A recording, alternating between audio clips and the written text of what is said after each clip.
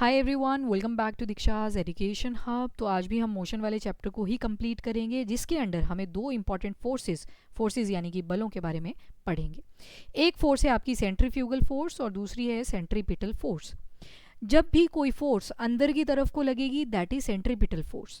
For example, जब भी हम गाड़ी को किसी सर्कुलर टर्न पे ऐसे रोटेट करते हैं तो जो अंदर को खींचती है ना गाड़ी को, that is centripetal force, centripetal force. Even जब आप साइकिलिंग करते हो और किसी सर्कुलर रोड से जाते हो तो आपको एक फोर्स अंदर की तरफ को खींचते हो और आप भी उसी तरफ को बेंड हो जाते हो जहाँ को मोड़ होता है उसी डायरेक्शन में। तो वो फोर्स कौन सी होती है? वो होती है सेंट्रीपिटल वाली। और वहीं जो बाहर को एक फोर्स खींच रही होती है, फॉर एग्जाम्पल आपने मान लो स्टेयरिंग घुमाया ही नहीं तो आपकी गाड़ी तो सीधी आउट ऑफ ट्रैक चली जाएगी। तो वहाँ पे जो फोर्स रिस्पॉन्सिबल होती है दैट इज सेंट्रीफ्यूगल फोर्स। तो जो सेंट्रीफ्यूगल फोर्स होती है ना, ये वो फोर्स होती है जो पार्टिकल्स के ऊपर लगती है in the circular motion. Centripetal force भी कौन सी होती है? जो किसी पार्टिकल के ऊपर लगती है या ऑब्जेक्ट के ऊपर लगती है व्हेन इन सर्कुलर मोशन। तो ये चीज़ तो कॉमन आ गई। फिर डिफरेंस कहाँ पे है?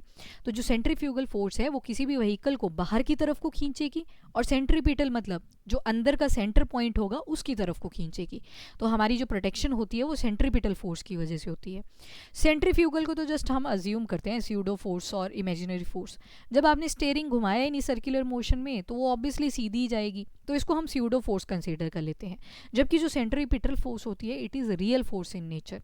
अब जैसे सेंट्रीफ्यूगल का एग्जांपल है, अगर आप अपनी गाड़ी को किसी मड वाले एरिया से ले जाते हो आगे की तरफ को, तो टायर से क्या निकलता है? इतना सारा मड निकल के आ जाता है।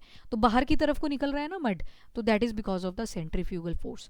वहीं पे जो सैटेलाइट है और किसी भी प्लैनेट को रिवॉल्व करे जा रही है, उसके अराउंड ऑर्बिट करे जा रही है, that is because of the centripetal force. क्योंकि जो आपका प्लैनेट है वो सेंटर की तरह एक्ट कर रहा है और सैटेलाइट उसके इर्द गिर्द घूम रही है। जैसे अपनी अर्थ की बात कर लेते हैं, अर्थ का एक सैटेलाइट है, natural satellite named as moon. वैसे ही अगर आप मार्स का एग्जांपल ले लोगे तो उनकी भी सैटेलाइट है अपनी, मून है अपने दो, कौन कौन से? Phobos and Deimos. तो ये दोनों क्या कर रहे हैं? ये अर्थ के अराउंड मूव कर रही है। जो मून है वो अर्थ के अराउंड मूव करे जा रहा है because of the centripetal force. और जो फोबोस एंड डिमोस मार्स के अराउंड घूमते जा रहे हैं, that is because of centripetal force.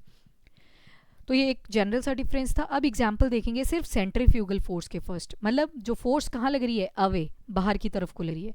तो जब भी कोई कार मोशन में है और एकदम से लेफ्ट तरफ मुड़ जाती है, कोई सर्कुलर सा टर्न आ जाता है, तो जो पैसेंजर होते हैं कार के अंदर उनको भी ऐसे लगता है ना कि बाहर की तरफ को धक्का लगता है, पर जबकि हमारा व्हीकल अंदर की तरफ को खींचा जा रहा होता है, पर हमें धक्का लगता है बाहर की तरफ को। तो वो जो बाहर की तरफ को हम गए, अज्यूम कर सकते हो आप, जब बस मुड़ती है एकदम से लेफ्ट या राइट डायरेक्शन में तो आप भी उसी डायरेक्शन में मुड़ जाते हो, पर जो बस है वो अंदर की डायरेक्शन को जा रही होती है। वो तो सेंट्रीपिटल है, पर जो आप बाहर की तरफ चले गए that is because of the centrifugal force. कभी एक काम करना, एक कोई कटोरा वगैरह लेना और उसके अंदर पानी ऐड करना और उसको कॉन्टिन्यूसली सर्कुलर मोशन में ऐसे रोटेट करना, ठीक है, लाइक दिस, जैसे बॉलिंग करते हो आप, तो वो पानी कभी भी बाहर नहीं निकल के आता क्योंकि यूनिफॉर्मिटी अटेन कर लेता है और सेंट्रीफ्यूगल फोर्स होती है जो उसको बैलेंस करके उस बकेट के अंदर ही रखता है। ये आप एक्सपेरिमेंट कर भी सकते हो। और क्योंकि जो वेट है वाटर का उसको सेंट्रीफ्यूगल फोर्स जो है वो बैलेंस कर रही है। एक तो सेंट्रीपिटल तो लग ही रही है, पर सेंट्रीफ्यूगल ने क्या किया? उस पानी को बाहर नहीं आने दिया। तो दोनों एक दूसरे को बैलेंस कर रही है। हमारी जो अर्थ है वो बल्ज है। जैसे हम अर्थ को बनाते हैं ना तो बल्जिंग सी दिखाते हैं, इस तरफ भी इस तरफ भी, और ऊपर से फ्लैट दिखाते हैं। तो ये माना जाता है ये भी सेंट्रीफ्यूगल फोर्स की ही वजह से हमारी अर्थ जो है उसकी बल्जिंग्स निकली हुई हैं। और जब टायर में मड फंस जाता है और बाहर की तरफ को आता है, जब आप मूव करे जा रहे हो अपने व्हीकल को, तो जो मूव ऑफ होता है आपका मड वहाँ से, that is because of the centrifugal force. Centripetal force की अगर बात करें, कोई ऑब्जेक्ट है, आपने उसको क्या किया, कोई पत्थर है, उसको आपने क्या किया, एक धागे के साथ बांध दिया, स्ट्रिंग के साथ बांध दिया और उसको आप कॉन्टिन्यूसली ऐसे घुमाए जा रहे हो। अब वो सेंटर में रह रहा है ना, क्योंकि सेंटर में क्यों रह रहा है? आपने उसको धागे के साथ अटैच करा हुआ है, तो अंदर की तरफ को रह रहा है because of the centripetal force. वैसे कोई कार है, वो सर्कुलर हॉरिजॉन्टल रोड पे चल रही है और एकदम से मोड़ आता है, तो गाड़ी जो है वो अंदर की तरफ को रहती है, that is because of centripetal force. Centrifugal तो इमेजिनरी फोर्स है, but centripetal force is real in nature.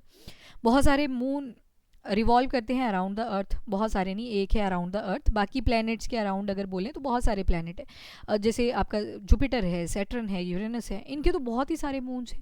तो ये सारे रिवॉल्व कर रहे हैं एक रिस्पेक्टिव प्लैनेट के अराउंड, तो सर्कुलर ऑर्बिट में करे जा रहे हैं ना, तो इससे पता चलता है वहाँ पे भी क्या एग्जिस्ट कर रही है? सेंट्रीपिटल फोर्स एग्जिस्ट कर रही है।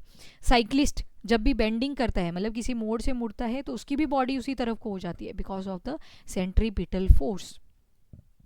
अब जैसे कोई कार है वो सर्कुलर ट्रैक में कांस्टेंट वेलोसिटी के साथ मूव कर रही है, तो क्या वो एक्सेलरेशन जो है वो फेस करेगा? तो ऑब्वियसली नहीं करेगा। क्यों? क्योंकि यहाँ पे कांस्टेंट है चीज़, तो कांस्टेंट में हमने देख लिया था यूनिफॉर्मिटी आ जाती है।